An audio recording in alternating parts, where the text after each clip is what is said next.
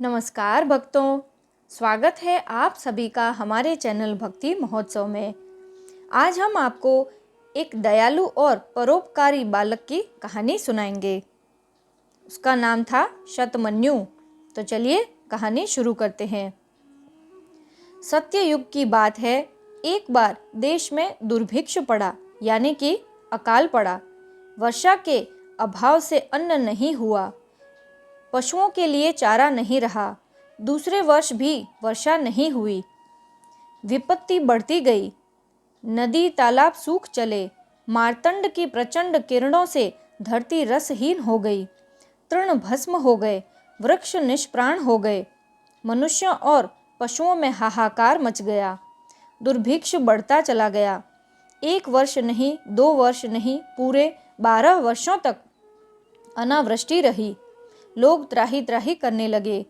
कहीं अन्न नहीं, जल नहीं, तृण नहीं, वर्षा और शीत ऋतुएं नहीं।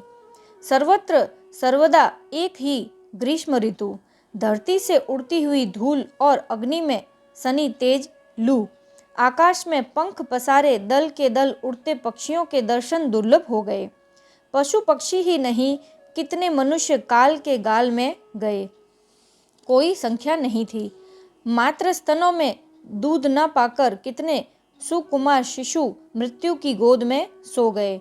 कौन जाने, नर कंकाल को देखकर करुणा भी करुणा से भीग जाती, किंतु एक मुट्ठी अन्न किसी को कोई कहां से दे देता। नरेश का अक्षय कोष और धनपतियों के धन अन्न की व्यवस्था कैसे करते। परिस्थिति उत्तरोत्तर बिगड़ती ही चली गई। प्राणों के लाले पड़ गए। किसी ने बतलाया कि नरमेध किया जाए तो वर्षा हो सकती है। लोगों को बात तो जची, पर प्राण सबको प्यारे हैं। बलात् किसी की बलि दी नहीं जा सकती। विशाल जन समाज एकत्र हुआ था, पर सभी चुपचाप थे। सबके सिर झुके हुए थे। अचानक नीरवता भंग हुई। सबने दृष्टि उठाई। देखा, 12 वर्ष का अत्यंत सुंदर बालक खड़ा है। उसके अंग अंग से कोमलता जैसे छू रही थी। उसने कहा, उपस्थित महानुभावों, असंख्य प्राणियों की रक्षा एवं देश को संकट की स्थिति से छुटकारा दिलाने के लिए मेरे प्राण सहर्ष प्रस्तुत हैं। यह प्राण देश के लिए है और देश के लिए अर्पित हों। इससे अधिक सदुपयोग इनका और क्या होगा। इसी बहाने विश्वात्मा प्रभु की सेवा इस नश्वर काया से ही हो जाएगी। बेटा शतमन्यु, तू धन्य है। चिल्लाते हुए एक व्यक्ति ने दौड़कर उसे अपने हृदय से कस लिया। वे उसके पिता थे। तूने अपने पूर्वजों को अमर कर दिया। शतमन्यु की जननी भी वहीं थी। समीप आ गई। उनकी आंखें झर रही थी। उन्होंने शतमन्यु को अपनी छाती से इस प्रकार चिपका लिया जैसे कभी नहीं छोड़ सकेंगी। नियत समय पर समारोह के साथ यज्ञ आरंभ हुआ। शतमन्यु को अनेक तीर्थों के जल से स्नान करवाकर नवीन वस्त्र आभूषण पहनाए गए। सुगंधित चंदन लगाया गया। पुष्प मालाओं से अलंकृत किया गया। बालक यज्ञ मंडप में आया। यज्ञ स्तंभ के समीप खड़ा होकर वह देवराज इंद्र का स्मरण करने लगा। यज्ञ मंडप शांत एवं नीरव था। बालक सिर झुकाए बलि के लिए तैयार था।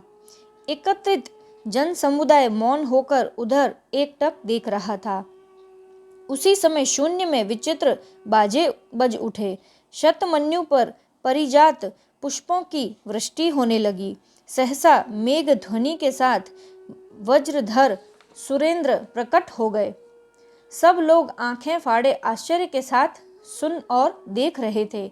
शतमन्यु के मस्तक पर अत्यंत प्यार से अपना वरद हस्त फेरते हुए सूरपति बोले, वत्स, तेरी भक्ति और देश की कल्याण भावना से मैं संतुष्ट हूँ।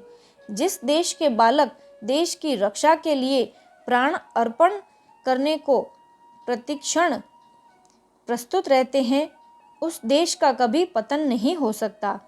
तेरे त्याग से संतुष्ट होकर मैं बलि के बिना ही यज्ञ फल प्रदान कर दूंगा। देवेंद्र अंतर्ध्यान हो गए। दूसरे दिन इतनी वृष्टि हुई कि धरती पर जल ही जल दिखने लगा। सर्वत्र अन्न, जल, फल, फूल का प्राचुर्य हो गया। एक देश प्राण शतमन्यु के त्याग, तप एवं कल्याण की भावना ने सर्वत्र पवित्र आनंद की सरिता बहा दी। आशा करते हैं आज की यह शतमन्यु की कहानी सुनकर आपको बहुत ही आनंद आया होगा।